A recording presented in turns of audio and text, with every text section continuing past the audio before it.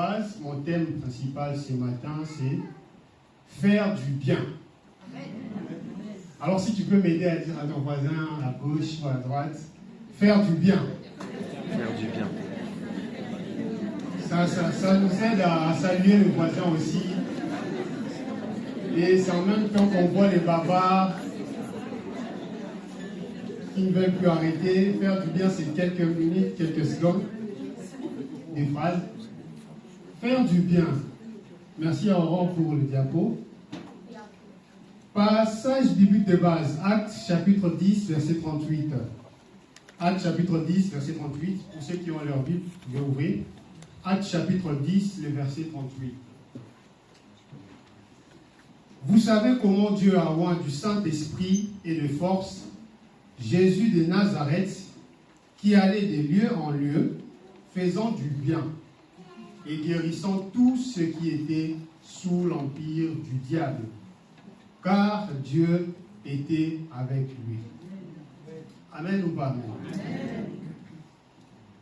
Dans ce passage, qui est notre passage de base, on nous apprend que Jésus allait de lieu en lieu et qu'il faisait du bien aux gens.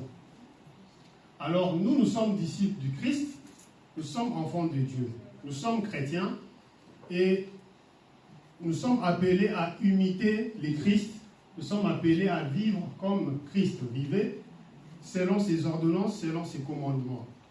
Et si Jésus, durant sa vie sur terre, pouvait aller de lieu en lieu et faire du bien aux hommes, nous aussi nous devons apprendre à faire du bien aux autres.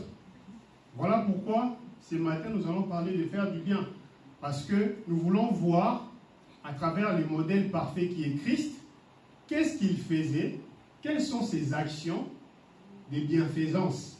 Et nous aussi, nous allons essayer de le mettre en pratique, ou sinon du moins, nous allons prier que le Seigneur nous fasse grâce, que nous puissions le mettre en pratique comme le Christ le faisait aussi. Amen ou pas amen? Donc, nous allons voir ensemble dans ces restes du temps, quelles sont ces actions que Jésus faisait qui étaient considérées comme des actions de bienfaisance. Mais bien avant cela, notons une chose. Ces passages, je reviendrai à chaque fois, je les répéterai encore et encore. Donc, pour ceux qui ne mémorisent pas des versets, je pense qu'après cette prédication, ces passages, vous allez les mémoriser. Vous savez comment Dieu a oint du Saint-Esprit et de force Jésus de Nazareth, qui allait de lieu en lieu faisant du bien. Deux choses sont en train d'attirer mon attention. La première des choses, on dit, Jésus était oint du Saint-Esprit et de force. Mais chose étonnante, son onction n'était pas là que pour qu'il parle en langue. Son onction n'était pas là simplement pour qu'il ait des heures et des temps de prière le matin ou la nuit avec Dieu. Mais l'onction du Saint-Esprit sur Jésus pousse Jésus à faire du bien aux autres. Donc, nous pouvons comprendre que lorsque nous sommes loin du Saint-Esprit, nous ne sommes pas appelés simplement à prier, c'est une très bonne chose de le faire.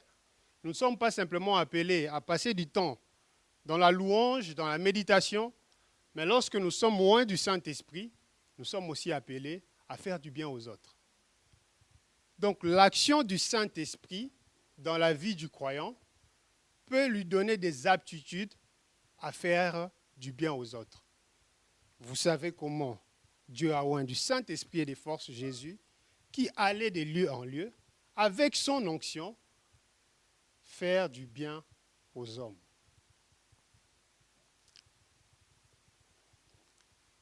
Et c'est par là que nous comprenons que l'onction du Saint-Esprit dans la vie du croyant, l'onction n'est pas égoïste. L'onction n'est pas centrée que sur nous-mêmes.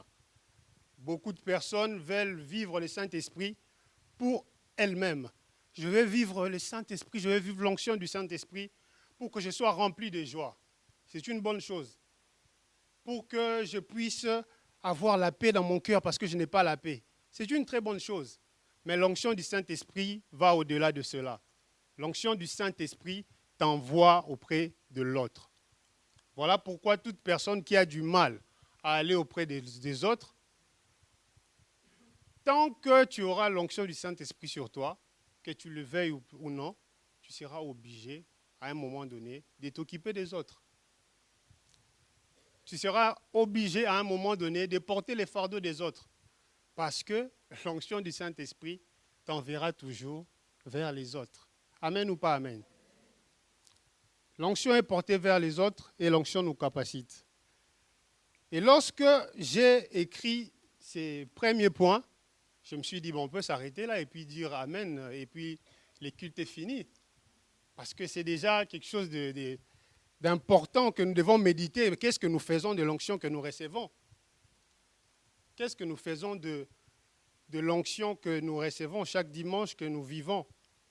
Est-ce que c'est porté vers les autres ou c'est centré sur nous-mêmes? La deuxième des choses que m'apprend ces passages, que Jésus qui était oint du Saint-Esprit et de force pour aller faire du bien, il s'est déplacé de lieu en lieu. C'est-à-dire que l'onction du Saint-Esprit n'a pas poussé Jésus à rester statique. Le Saint-Esprit n'a pas poussé Jésus à rester dans un lieu et à dire, bon, c'est moi qui suis le Christ, venez. Mais il s'est déplacé, il allait de lieu en lieu, lui-même, pour faire du bien aux autres.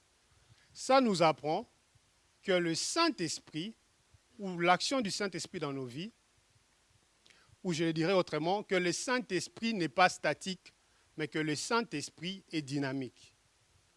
L'Esprit de Dieu move, il aime bouger. Il n'est pas statique, il n'est pas restreint. Jésus s'est déplacé par l'Esprit de Dieu. C'est l'Esprit de Dieu qui le conduisait. Et nous aussi, nous devons être conduits par l'Esprit. Nous aussi, nous devons bouger. Nous devons être comme un vent. Les vents, par une définition simple, c'est l'air qui se déplace. On ne peut pas parler de vent sans mouvement. Voilà pourquoi il est même dit qu'il en est ainsi de ceux qui sont nés de nouveau. Ils sont comme des vents. Et nous sommes conduits par l'Esprit et nous nous déplaçons par l'Esprit. Et nous devons apprendre à être dirigés par l'Esprit, à être conduits par l'Esprit. Et comme à la Pentecôte, il y eut un vent, et c'est l'Esprit de Dieu qui conduisait toutes choses. Donc les disciples sont constamment en mouvement par l'Esprit de Dieu. Amen ou pas amen? Et nous allons voir cette action de l'Esprit de Dieu en mouvement même avec Élie. Élie qui va décréter qu'il n'y aura pas de pluie pendant un certain temps. Dieu va l'envoyer au torrent de Kérit. Mais il ne va pas rester là pendant longtemps. Alors qu'il pouvait rester et manger et boire ce que le corbeau lui donnait. Mais à un moment donné, comme l'Esprit est dynamique, l'Esprit lui a dit, tu dois quitter ces lieux et aller dans un autre lieu. Pourquoi? Parce que l'onction que tu as est portée vers les autres. Et il y a une veuve quelque part qui a besoin de l'onction que toi tu as, qui a besoin que Dieu agisse.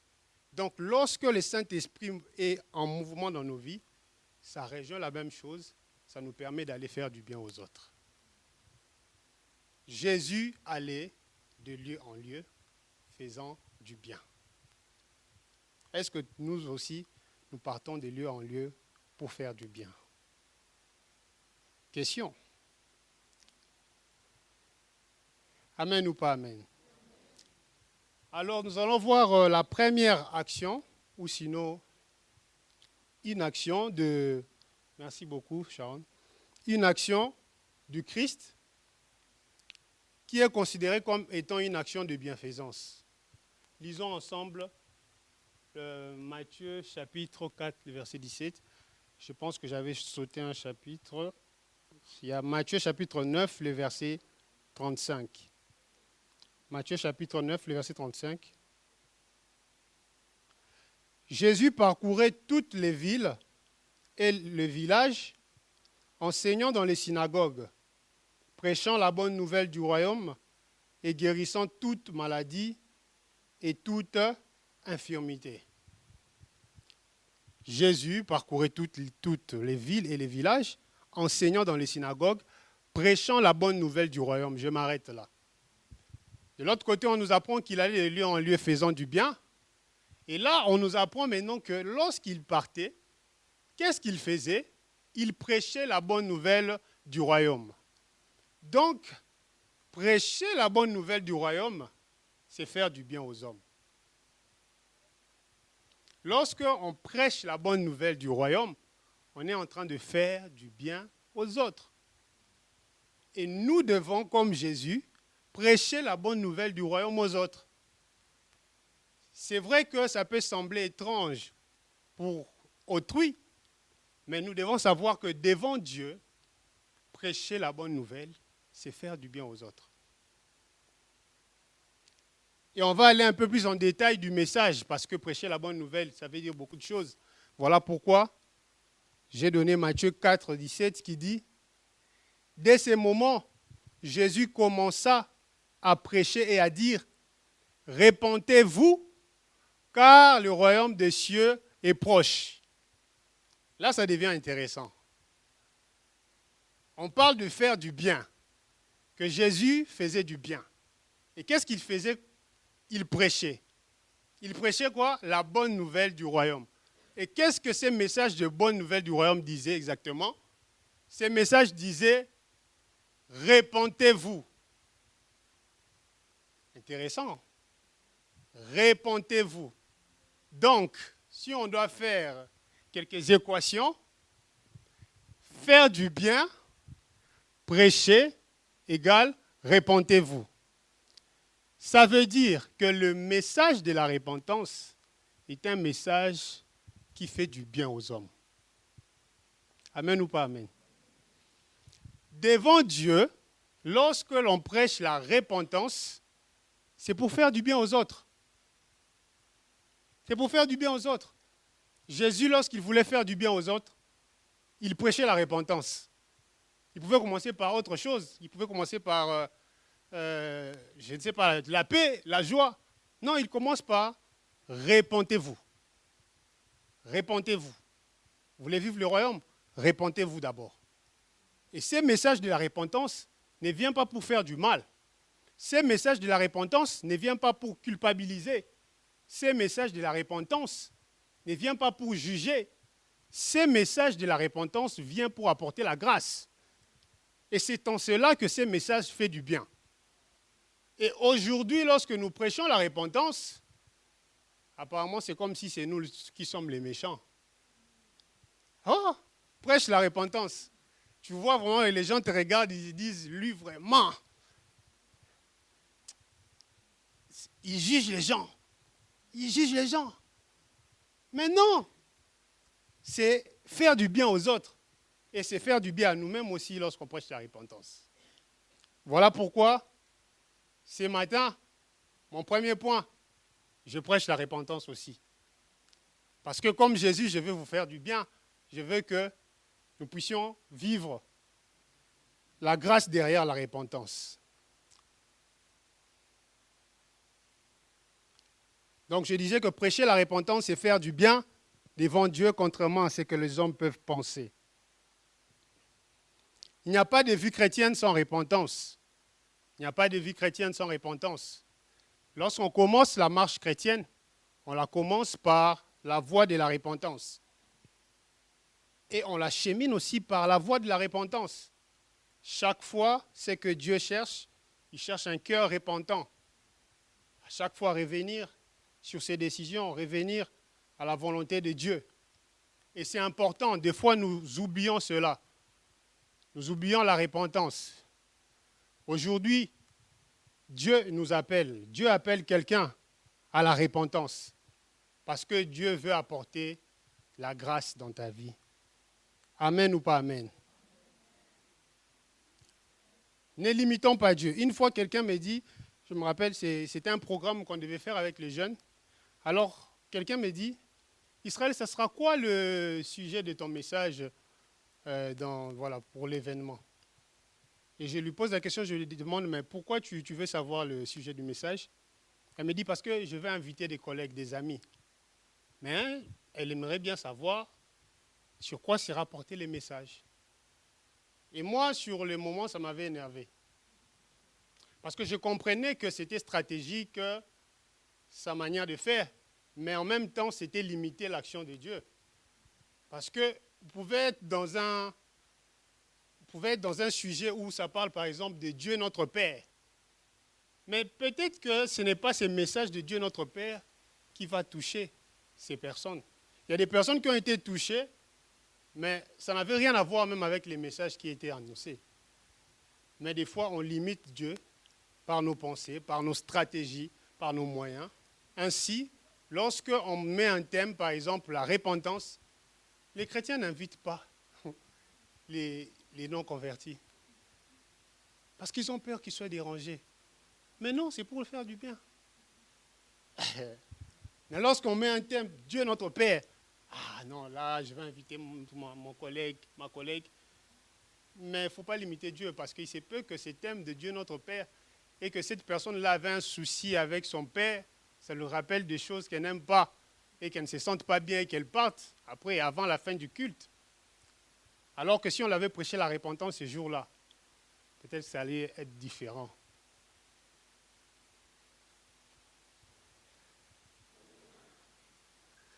La repentance, frères et sœurs. Dieu nous appelle à nous repentir. Nous repentir de certaines choses. Nous repentir de certains faits. Et on ne doit pas être contre cela, on ne doit pas se fâcher. On ne doit pas avoir une colère contre ces messages qui est de la repentance. Par contre, on doit aimer ces messages, on doit chérir ces messages. Il y a des personnes qui se plaignent, ils disent « Oh, mais vous prêchez tout le temps la repentance. Mais tant que tu ne t'es pas encore repenti, on va prêcher quoi ?»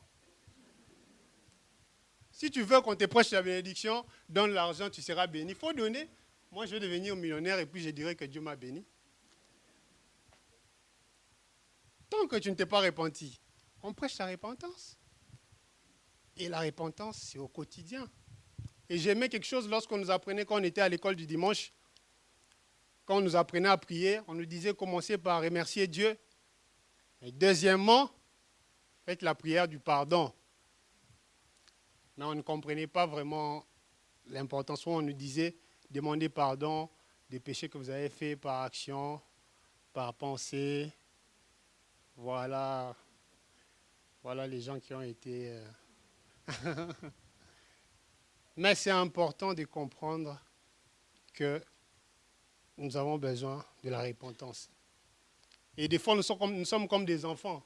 Lorsque j'étais enfant et qu'on me disait, je venais de jouer au foot par exemple, et que je rentrais à la maison, on me disait, va prendre une douche, va te laver. J'étais fâché. J'étais en colère. Mais pourquoi j'étais en colère? Tu es en sueur, tu es sale, on te dit va te laver et tu te fâches. Et même quand tu partais, tu pars, tu te laves, et quand tu rentres comme ça, tu veux parler à personne. Et des fois, nous sommes comme ces enfants-là. On te dit va te laver, la repentance. Vas-y, va te laver, tu te fâches. On te dit que la femme que tu as là, ce n'est pas ta femme. Laisse la femme d'autrui, c'est l'adultère. Tu te fâches. Ah non, mais ils sont en train de me juger. Non, mais réponds-toi. On te dit que l'ivrognerie va te tuer. Il faut que tu arrêtes. Tu te fâches. Ah, on ne fait que parler de moi dans la prédication. Ah. Donc moi, je vais passer toute la nuit à écrire une prédication seulement pour toi. On te dit que la relation dans laquelle que tu es là, c'est une relation de concubinage. Il faut remettre les choses en place. Tu te fâches. Ah, ils me mettent la pression. Repentez-vous. Repentez-vous. Le Seigneur t'appelle à la repentance, à revoir certaines choses. Et bien de fois, on est en colère contre ces messages parce que tout justement, on est attaché à une distraction. Parce que qu'est-ce qui faisait que lorsqu'on me disait « va te laver », je me fâchais. Bien des fois, je me rappelle, c'était peut-être parce que je suivais un programme de télévision et que je ne voulais pas, que je voulais finir d'abord ces programmes. Mais le problème avec les programmes de télé, quand tu finis, il y a un autre programme encore. Bon, c'est à quel moment tu vas aller te laver? C'est pareil. Oh Seigneur, non, je ne vais pas me repentir, je vais d'abord attendre d'abord que ça finisse. Quand ça finit, l'autre vient, l'autre tour vient. Et puis c'est à quel moment tu te répands? C'est à quel moment tu te répands? À un moment, il faut qu'il y ait une autorité. On dit, Israël, arrête la télé, va te laver. Ah maman, quand tu reviens tout beau quand tu ressors. Comme aujourd'hui, comme ça, super. La repentance. Moi, je ne peux pas citer tous les mal, les vices. Chacun de nous sait ce qu'il vit avec Dieu. Ou même sans Dieu, si tu ne connais pas Dieu et que tu es ici. Mais Dieu t'appelle à la repentance. Et ces messages, c'est pour te faire du bien. Amen ou pas amen. Donc je disais que lorsque Dieu veut faire du bien à un païen, il lui prêche la repentance. Et autre chose, c'est que beaucoup lient la repentance simplement au fait de demander pardon. Mais bien plus que cela, la repentance, c'est un changement d'avis, c'est un changement de pensée, un changement de perception, de vision, de direction, de conviction. À la repentance est associé les changements. Tu me dis que tu t'es repenti, il faut que je voie les changements. Où est l'avant et l'après ta repentance? La repentance ne se limite pas qu'à demander pardon. Demander pardon est une étape importante de la repentance.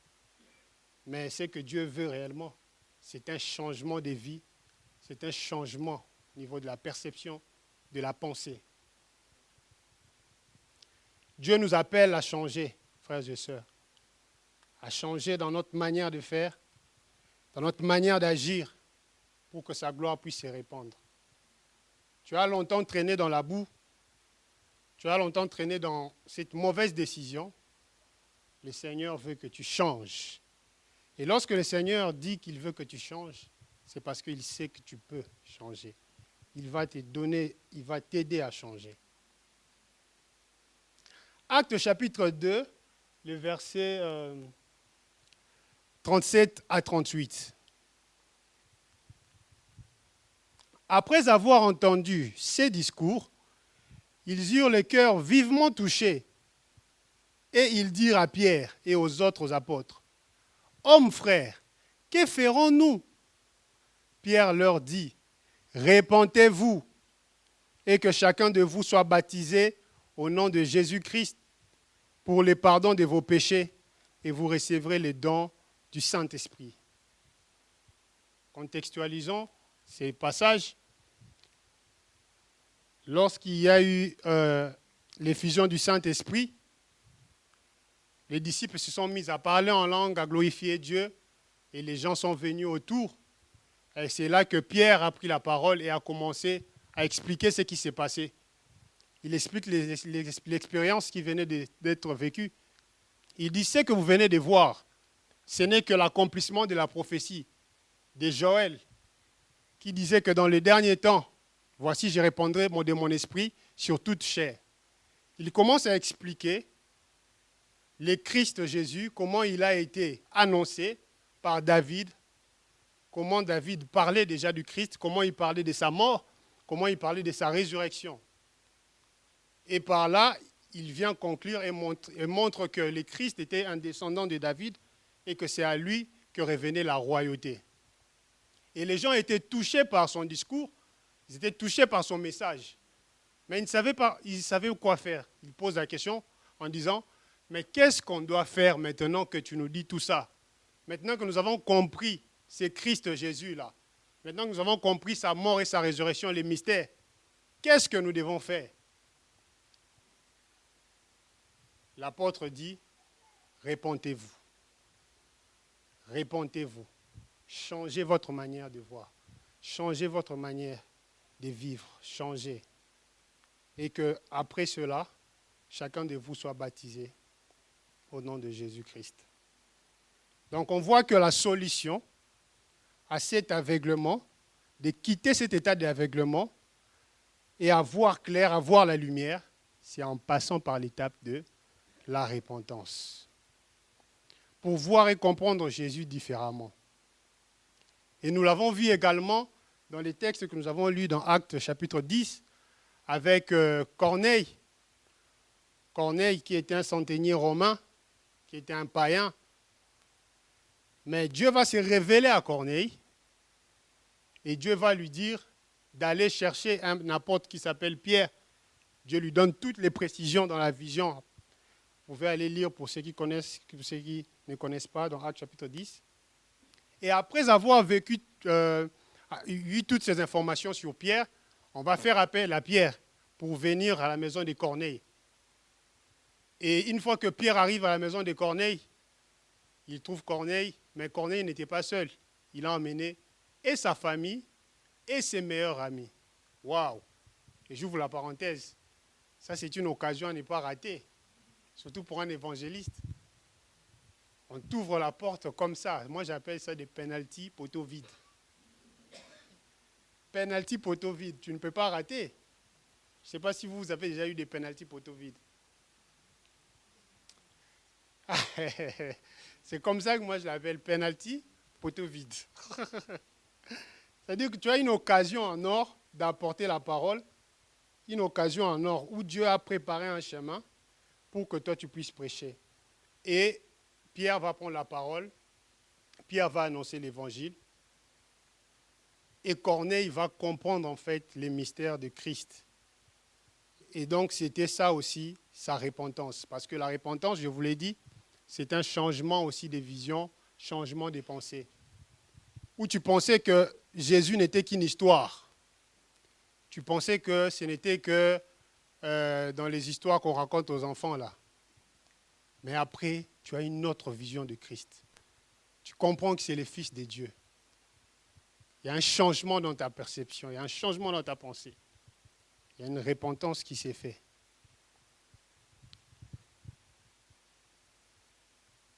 Et c'est la même chose à l'exemple du voleur à la croix. La Bible nous parle dans l'évangile, je pense, de Matthieu, où les deux brigands étaient en train de parler du mal du Christ. Mais à un moment donné, l'un va se ressaisir et va se repentir en disant, nous sommes des brigands, mais lui n'a rien commis, lui n'a rien fait. Et à la dernière minute, il a reçu une promesse du Christ. C'est pour nous faire voir comment la repentance peut être bénéfique pour nous. Et donc, je disais que la repentance, ce n'est pas que demander pardon, mais la repentance est liée au changement. N'est-ce pas? Mais j'ai une autre définition. La repentance, c'est accepter la vérité de Dieu et refuser les mensonges du diable. À chaque fois on reste dans les mensonges du diable, on a besoin de repentance. On a besoin de repentance pour revoir la vérité de Dieu, rentrer dans la vérité de Dieu. Parce qu'en soi, la repentance, c'est faire demi-tour. Là où j'étais, je regardais une direction, je fais demi-tour et je regarde l'autre direction. Et des fois, le diable nous fait regarder une direction, alors que nous devons être dans l'autre lumière, dans l'autre direction, dans la lumière du Christ, dans la vérité de Dieu. Et donc, la repentance, c'est le fait maintenant de refuser les mensonges de l'ennemi et d'accepter et de prendre la vérité que Dieu nous présente. Quel est le mensonge que le diable a mis dans ton cœur? Quels sont ces mensonges que le diable a placés dans ta vie? Dieu t'appelle à la repentance. Dieu t'appelle à quitter ces mensonges et à voir la vérité de sa parole, à voir la vérité de ce que lui il dit. En tout cas, on est deux prédicateurs, c'est bien. À voir la vérité de ce que lui il dit. Amen ou pas amen? Et c'est ce qui s'est passé. Pierre a pleuré amèrement. C'est comme je disais, ce n'est pas qu'une question de demander pardon. Parce que même s'il a pleuré amèrement, il était rentré faire la pêche. Alors que toi, on t'avait dit que tu seras pêcheur d'hommes. Il est rentré pêcher les poissons, tranquillement. Mais il fallait maintenant qu'il puisse refuser les mensonges du diable, la culpabilité. Parce que malgré le fait qu'il avait pleuré amèrement, il avait dans sa tête cette trahison. Comment j'ai pu dire cela de Christ? Mais il a fallu qu'il accepte la vérité de Dieu. Lorsque Jésus lui posait la question, Pierre m'aimes-tu? Il a fallu qu'il accepte la vérité de Dieu. Contrairement à Judas, notre cher frère Judas. Je ne sais pas si vous donnerez à votre enfant le prénom de Judas. Ça peut être une bénédiction peut-être. Mais en tout cas, Judas n'a pas accepté la vérité de Dieu. Parce que même s'il avait fait un premier pas qui était bon, les pas de renoncer, d'aller et de rendre l'argent, parce que lorsque tu te répands, si tu avais volé, tu ne restes pas avec la montre que tu avais volée. Tu dois remettre la montre d'autrui si tu connais la personne. Parce que tu t'es repenti, tu dis, bon, cette montre ne m'appartient pas.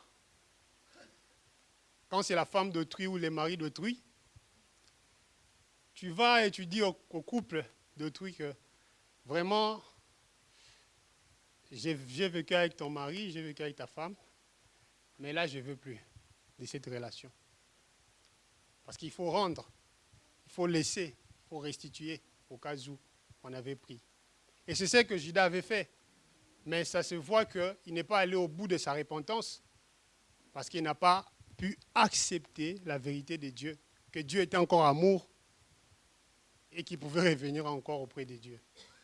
Il est allé se pendre. Donc la repentance, c'est accepter aussi la vérité de Dieu. Alors je vous en supplie, frères et sœurs, ne rentrons pas dans ce que nous avons vomi déjà auparavant. Dieu dit à quelqu'un, ne rentre pas dans ce que tu avais vomi, dans ce que tu avais déjà abandonné. Ne fais pas marche en arrière. N'accepte pas les mensonges du diable. N'accepte pas les mensonges de l'ennemi. Va dans la lumière et dans la vérité de Christ. Amen ou pas amen?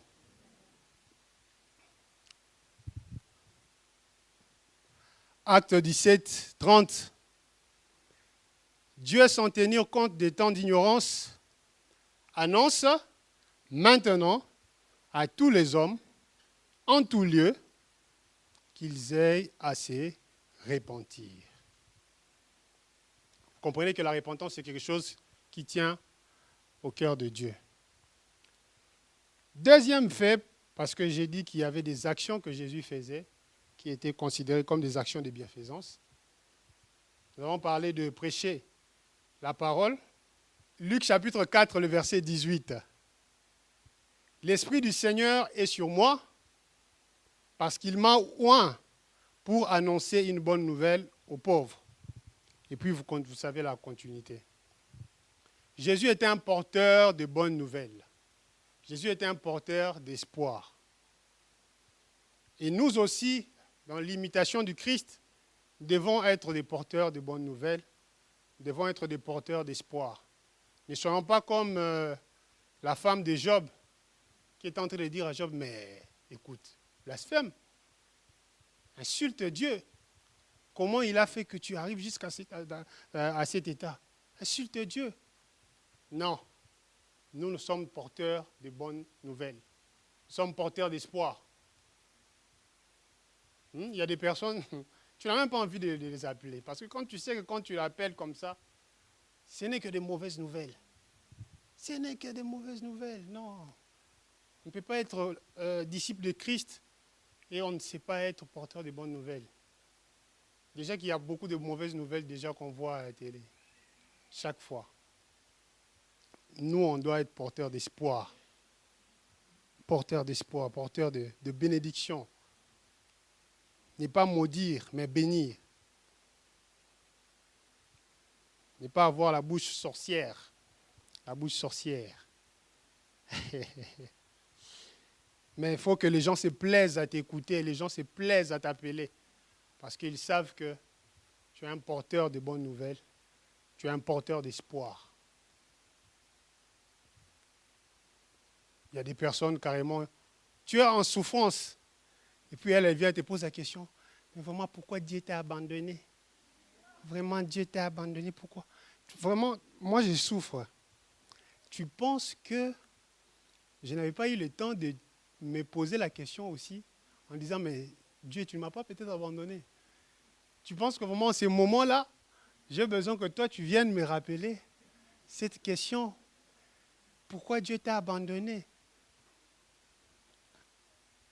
Non, en ces moments-là, il faut dire, Dieu est avec toi. Ça ira.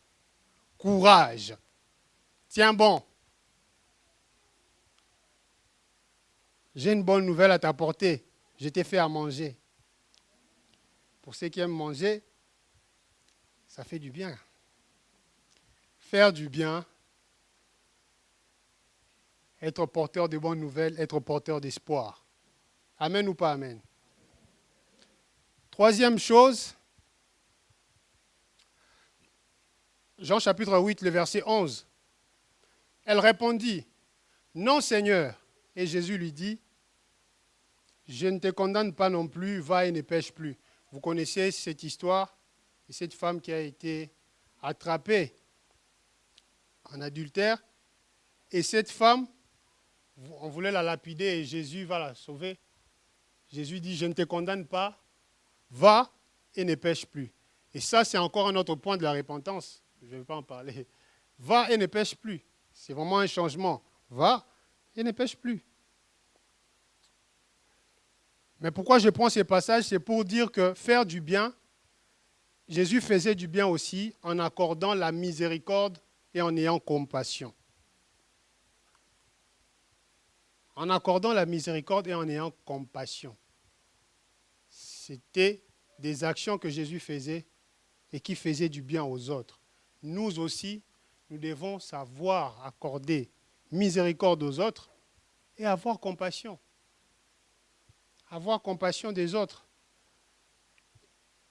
C'est à l'exemple de l'histoire du bon samaritain dont Julien nous a parlé les dimanches derniers.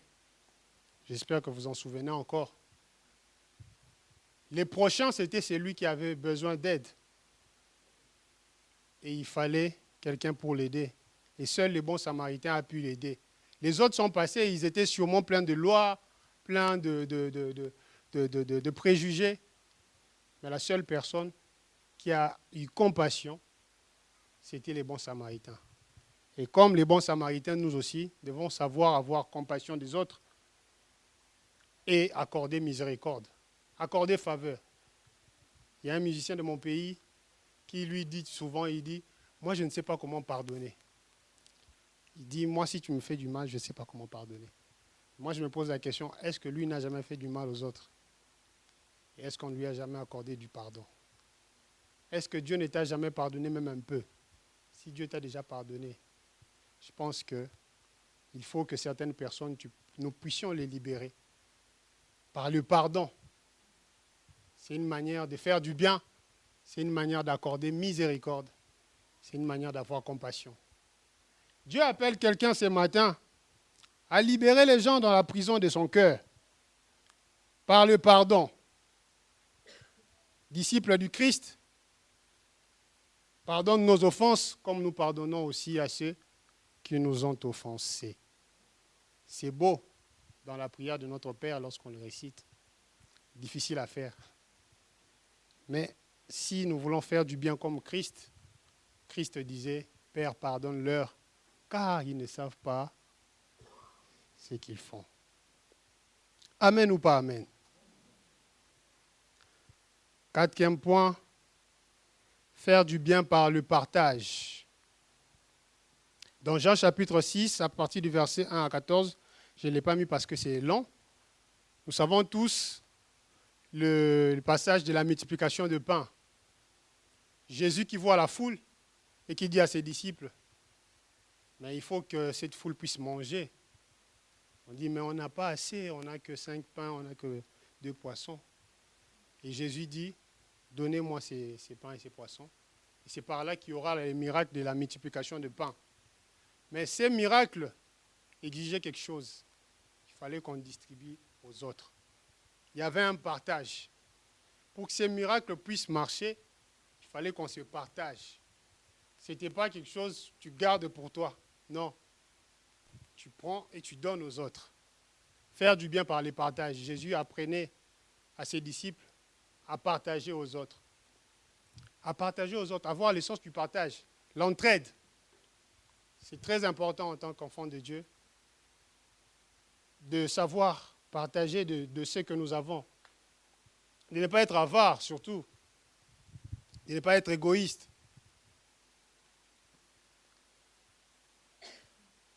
Et le partage n'est pas une question d'en avoir beaucoup, mais c'est une question d'avoir le sens du partage.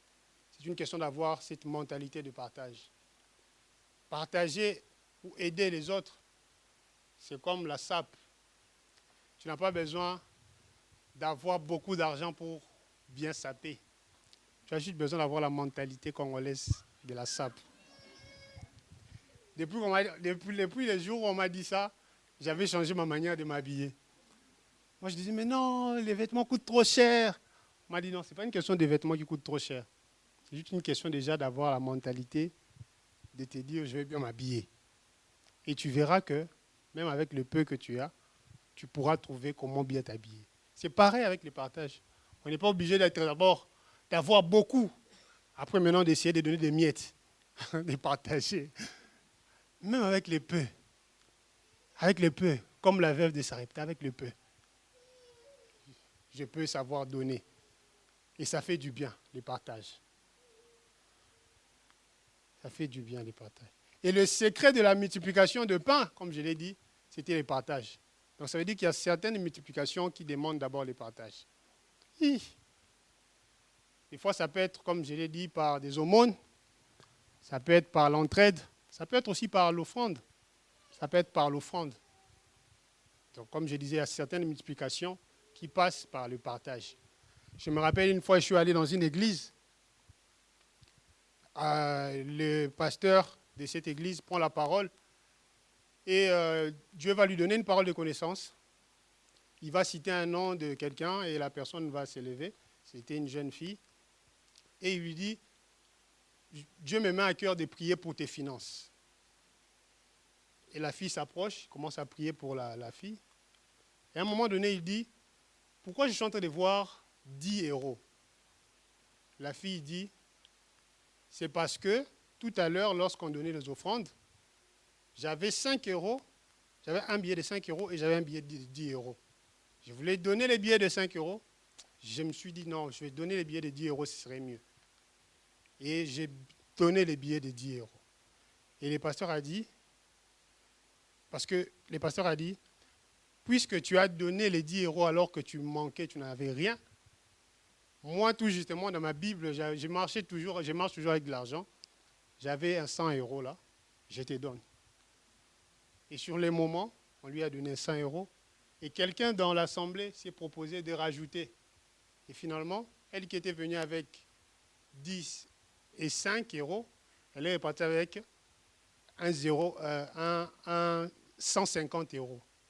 Elle était venue avec un 15, elle est repartie avec un 0 en plus. Dieu, il fait des choses. Est-ce que j'ai dit forcément que, comme l'évangile de la prospérité enseigne, qu'il faut donner, Dieu va te donner en retour? Non. Mais ce que je suis en train de dire, c'est que par les partages, par les aumônes, par les offrandes, ça permet de faire du bien déjà aux autres, mais aussi Dieu peut penser à nous, Dieu peut se souvenir de nous, Dieu peut multiplier.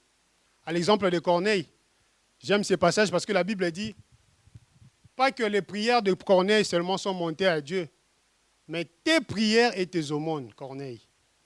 Ce qui a provoqué la visitation de Dieu, ce n'était pas que les prières, c'était les prières et les aumônes. Et même lui-même, Corneille, lorsqu'il explique la vision à Pierre, il redit la même chose. Il dit que l'ange m'a dit, c'est mes prières et mes aumônes qui ont été prises en considération par Dieu, et Dieu a décidé de me visiter.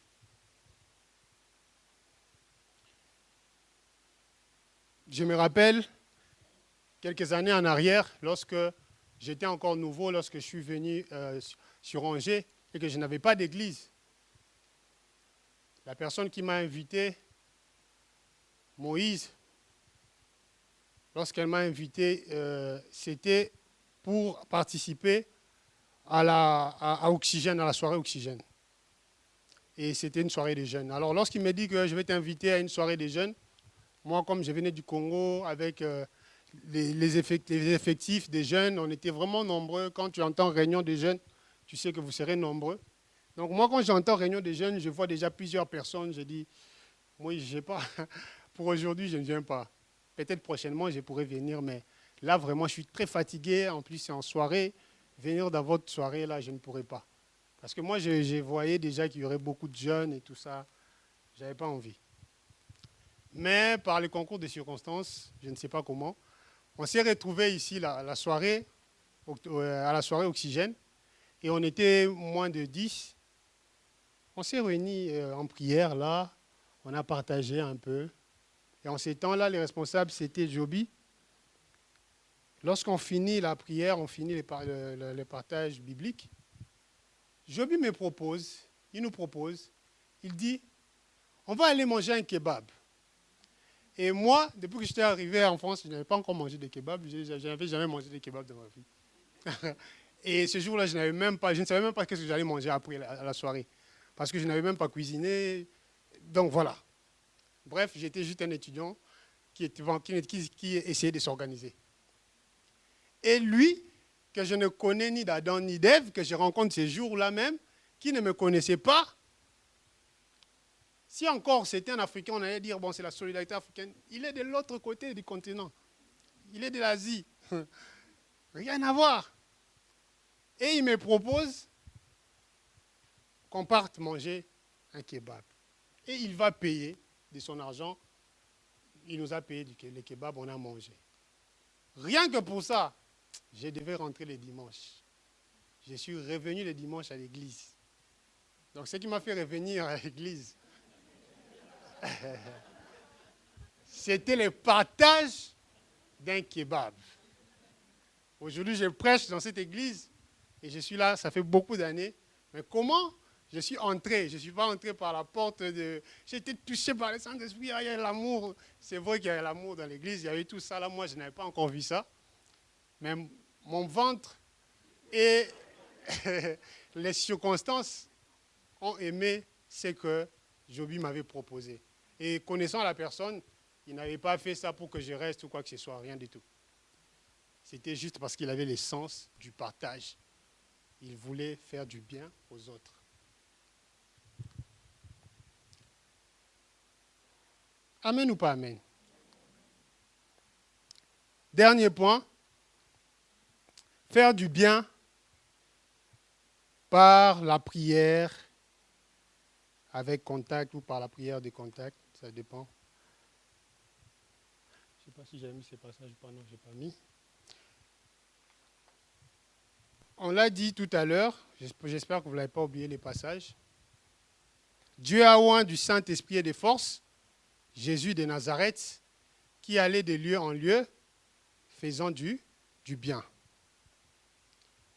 Et nous sommes sans ignorer que parmi les choses que Jésus faisait, Jésus guérissait les malades, Jésus chassait les démons, Jésus opérait les miracles.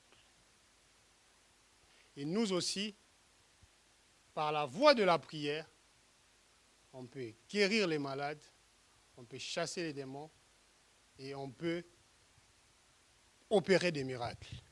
Amen ou pas amen? Alors nous sommes appelés à faire du bien à nos proches, à l'Église, en priant pour les autres. Ou sinon, en priant sur les autres, c'est-à-dire avec un contact. Plusieurs personnes sont confortées à l'idée de prier comme lorsque nous prions à l'intercession. Oh Seigneur, nous te remettons Israël de là où il est, que vraiment ta main soit sur lui à l'hôpital là-bas. Mais lorsqu'Israël vient les dimanches à l'église, on n'a pas la force, on n'a pas le courage d'approcher Israël et de dire « Je peux prier pour toi ». Alors que c'est important aussi, cette prière avec contact, cette prière des contacts. C'est important. Et il faut que, en tant qu'enfants de Dieu, nous devons aussi apprendre cela. Parce que Jésus, lorsqu'il allait de lieu en lieu, il était en contact avec les malades. Il était en contact avec les autres. Et ça lui permettait aussi d'opérer certains miracles. Comment vas-tu savoir que tu as une grâce de guérison si tu pries juste avec nous dans l'ensemble? Il faut qu'une fois tu sortes aussi, tu prends Annie et tu dis, Annie, je vais prier pour toi. Et Dieu va te surprendre. Parce que ce n'est pas nous qui faisons les miracles, c'est lui qui fait au travers de nous. Et alors nous sommes surpris. Une fois où je priais et la personne était guérie sur le moment, moi-même j'étais étonné, j'ai posé la question, mais elle mentait ou c'était la vérité?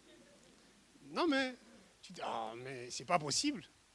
Est-ce que tu avais vraiment, tu sentais vraiment que tu avais vraiment mal, vraiment comme tu étais en train de dire que tu n'arrivais vraiment pas à bouger? Non, je n'arrivais pas à bouger mon cou. Même quand je suis venu à l'église, là, je n'arrivais pas. Mais quand tu as prié, j'ai senti une chaleur. Après, là maintenant, elle fait ça. Oh, j'ai dit, mais non, c'est pas possible. J'ai dit, c'est pas possible, c'est pas possible. Donc moi, j'étais étonné. Et il faut que nous puissions de plus en plus avoir cette habitude avec l'intention de faire du bien. Avec l'intention de faire du bien. Ah non, mais moi j'ai fait, ça ne marche pas. Vous savez, à l'hôpital, les médecins, des fois ils te disent, ton état n'est pas en amélioration, mais il faut continuer à prendre les médicaments. Ah, pourquoi je dois continuer à prendre les médicaments? Mon état n'est même pas en amélioration. Le but des médicaments, c'était pour que mon état soit en amélioration. Non, mais vous savez, ça peut prendre du temps. Les médicaments vont peut-être stabiliser pour le moment. Et la prière aussi, ça peut prendre du temps. C'est les médicaments. C'est le temps de stabiliser. Continuez de prier. Pourquoi vous arrêtez?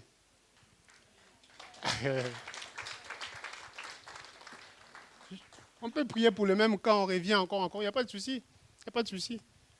Il n'y a pas de souci. Il n'y a pas de souci.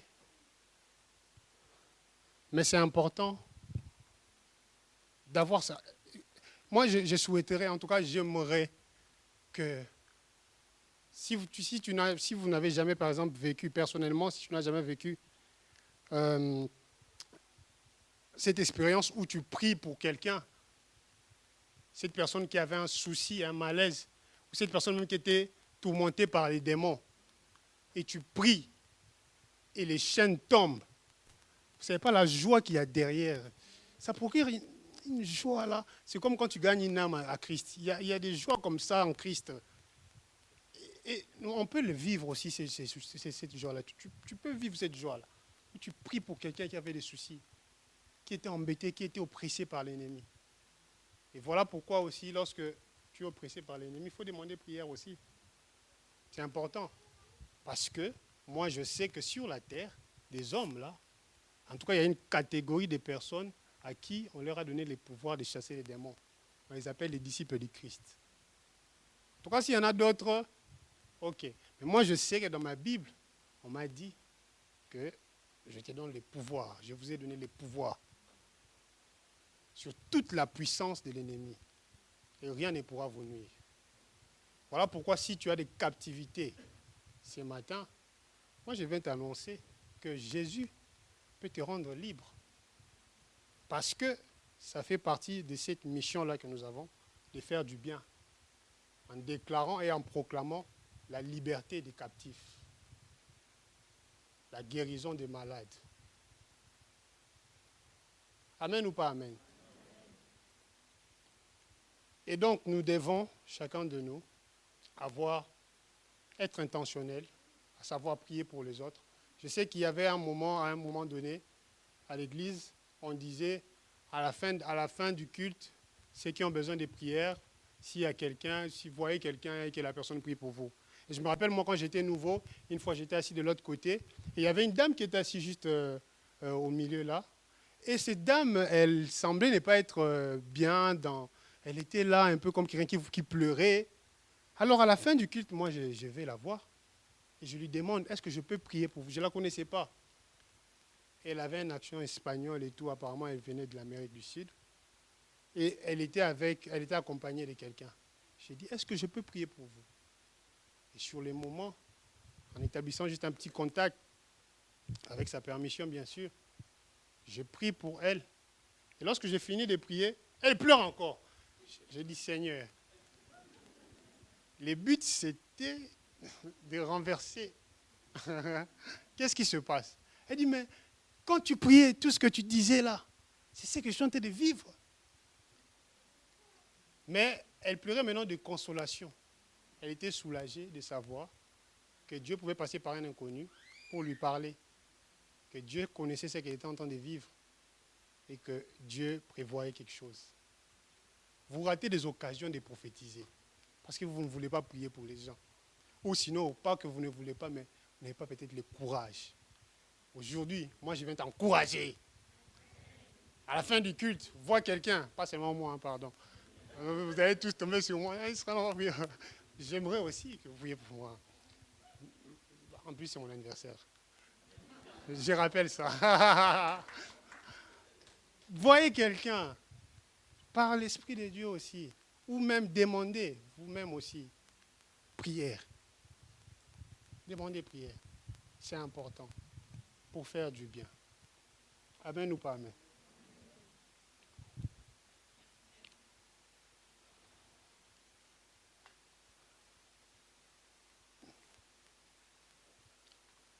Et donc, pour conclure, dans Hébreux 13, 16, c'est mon passage de conclusion. La Bible dit, « Et n'oubliez pas la bienfaisance et la libéralité, car c'est à de tels sacrifices que Dieu prend plaisir. » Donc, tel était mon message. Nous sommes appelés à faire du bien. Il y a plusieurs autres choses sûrement que Jésus a eu à faire qui étaient considérées comme des actions de bienfaisance. J'ai pu sélectionner cela pour vous nous montrer que nous aussi, nous pouvons reproduire ça. Au nom de Jésus, j'ai ainsi prêché. Amen.